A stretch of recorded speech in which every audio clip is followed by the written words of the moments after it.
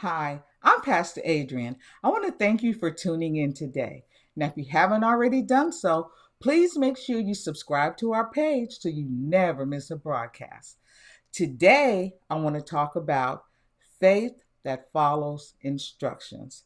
Now, the story that I want to talk about can be found in 2 Kings chapter 4, verses 1 through 7. I'm going to read it out of the New Revised Standard Version. Now the wife of a member of the company of the prophets cried to Elisha, "Your servant, my husband, is dead, and you know that your servant feared the Lord, but a creditor has come to take my two children as slaves." Elisha said to her, "What shall I do for you? Tell me, what do you have in the house?" She answered, "Your servant has nothing in the house except a jar of oil." He said, "Go outside, borrow vessels from all your neighbors, empty vessels and not just a few.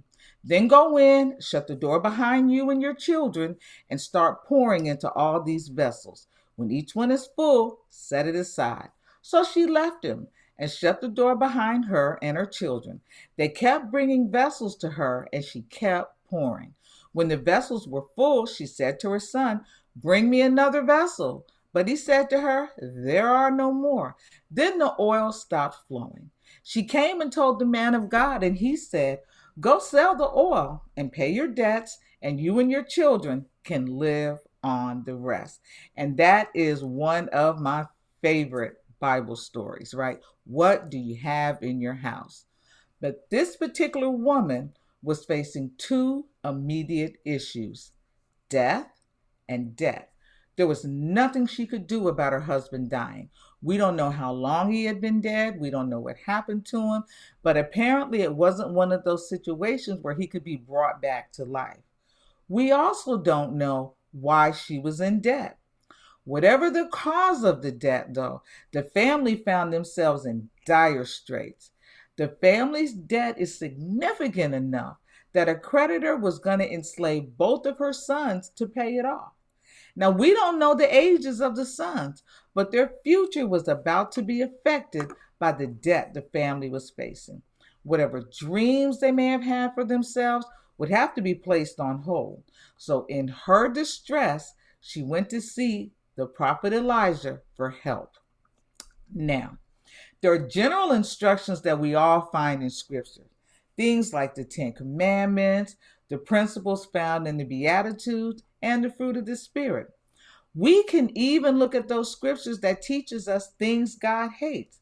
Things like a proud look, a lying tongue, and he who sows discord among the brethren. We can read those and say, okay, these are some of the things that I don't want to do because I don't want to do anything that God hates.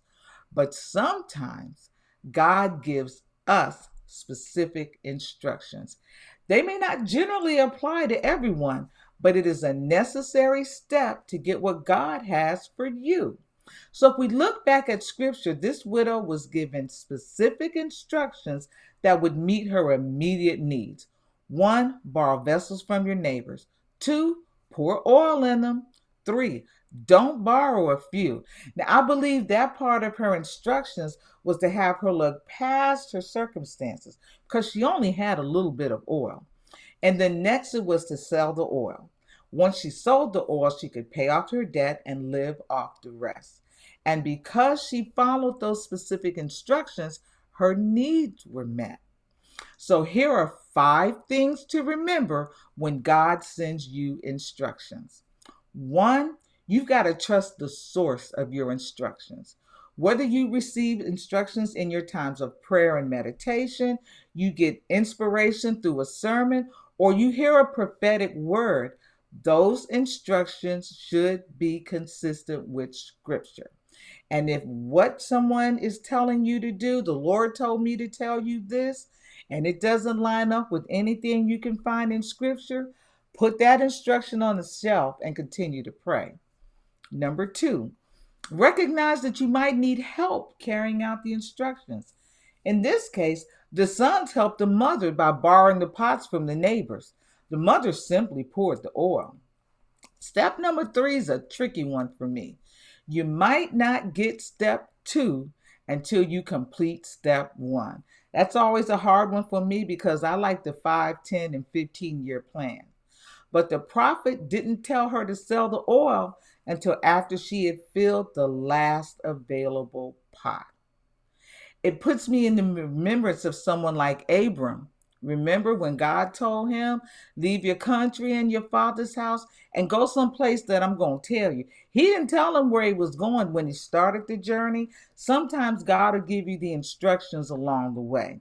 Now, for the fourth and fifth points, I want to jump to the New Testament to a different story. You remember when Peter walked on the water? You can find that story in Matthew chapter 14, verses 22 through 33. So he was in the boat with the disciples, the wind was blowing and all of that. And then now Jesus is coming out walking on the water. And at first they thought it was a ghost. And Jesus said, no, it's me. And Peter said, well, if it's you, tell me to come out and walk on the water with you. And Jesus said, come on. Peter jumped out of the boat and started walking. What he didn't do was have a committee meeting with the rest of the disciples in the boat to see if they thought it was a good idea. Jesus said, do something, and so he jumped out. He didn't need to have consensus to execute, right? But the fifth, don't allow external circumstances to cause you to lose focus. Because right in the middle of Peter following instructions, he took his eyes off Jesus and focused on the strong winds blowing around him. And that loss of focus caused him to sink. But he cried out and Jesus rescued him. So the next time you find yourself dealing with a situation and you don't quite know what to do, ask God to give you a plan. But then make sure you follow all the instructions. Well, that's all for now. I'm Pastor Adrienne. Thanks for watching. And remember, if this message blessed you, don't forget to hit the subscribe button so you never miss a broadcast. God bless.